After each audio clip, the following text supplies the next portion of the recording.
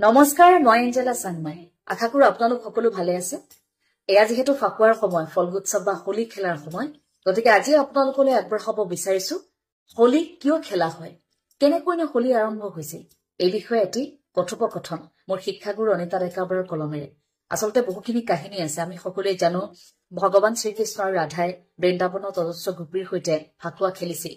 কেনেকৈনো হোলী আৰম্ভ হৈছিল সেই সন্দৰ্ভত বহুখিনি প্ৰবাদ বিভিন্ন ধৰ্মগ্ৰন্থত আছে।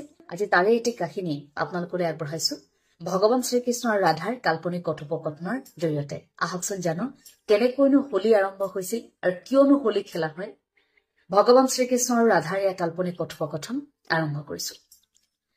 প্ৰথমে ৰাধাই কৈছে, কিহৰ বাবে এনে হল কানাই? কি হল? আমি এক হব নোৱাৰিলো কিয় কানাই? নে মোৰ প্ৰেমত কৰবাত? ৰাধা, কি কৈছা এইবোৰ? আমি আত্মাৰ পৰা কেতিয়া পৃথক হলো?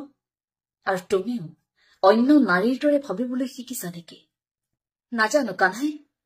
কেতিয়াবা মই বৃন্দাবনৰ সেই সাধাৰণ প্ৰেমিকা ৰাধাজনী হৈ যাওঁ, যি হিংসাত জ্বলি পৰি উগ্ৰ হৈ পৰে যেতিয়া মোৰ কানাই বেলেগ নাৰীৰ সৈতে ফাকুৱা খেলে, ৰাস নৃত্য কৰে।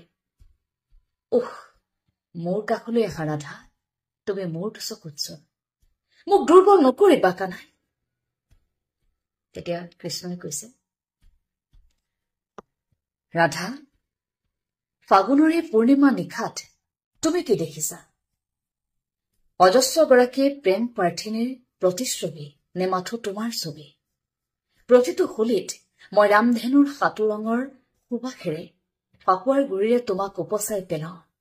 প্ৰেমৰ প্ৰতিটো বৰণ মাথো মোৰ ৰাধাৰ বাবে আজিও। তেতিয়া ৰাধাই কৈছে, কানাই, হলিকাক তুমি বৰ থকাৰ পিছতো মৃত্যুদণ্ড দিছিলা।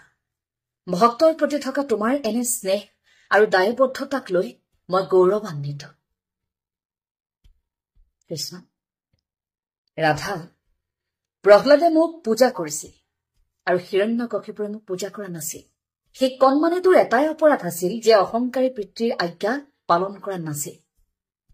অহংকাৰী পিতৃ হিৰণ্যকশিপুৰে অহৰহ চেষ্টা কৰিছিল প্ৰহ্লাদক মৃত্যুৰ বাবে মৃত্যুদণ্ড বিহিবলৈ। বহু চেষ্টা কৰিও ব্যৰ্থ হৈছিল আৰু শেষত হিৰণ্যকশিপুৰৰ ভগ্নীক হলিকাৰ কোচত বহাই প্ৰহ্লাদক জুইত জাপি দিয়া হৈছিল।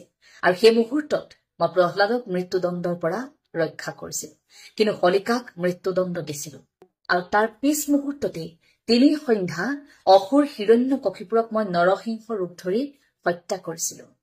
আৰু তাৰ পাছতে প্ৰত্যেক বছৰে এই অসুৰ ভাতৃভগ্নীৰ মৃত্যুৰ উৎসৱ পাতি আমি পালন কৰো ফাকুৱা, অৰ্থাৎ হোলী। তেতিয়া ৰাধাই আকৌ সুধিছে, কানাই, এই হোলিকাৰ নামতেই হোলী নেকি? কৃষ্ণ, আচলতে ৰাধা, বেয়াৰ ওপৰত ভালৰ, সমাজত পাপ, হিংসা, অসূয়া, অপায় অমংগল নাশৰ কামনাৰে সাতু ৰঙৰ প্ৰকাশ সেয়া। ৰাধা, কানাই, মোক আজি আকৌ এবাৰ সাতু ৰঙৰ বোলেৰে ৰঙীন কৰি তোলা।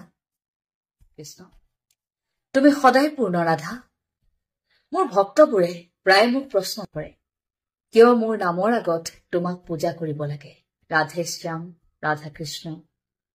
মই তেওঁলোকক এটাই উত্তৰ দিওঁ, ৰাধা কেৱল মোৰ প্ৰেয়সী নহয়, ৰাধা মোৰ অস্তিত্ব।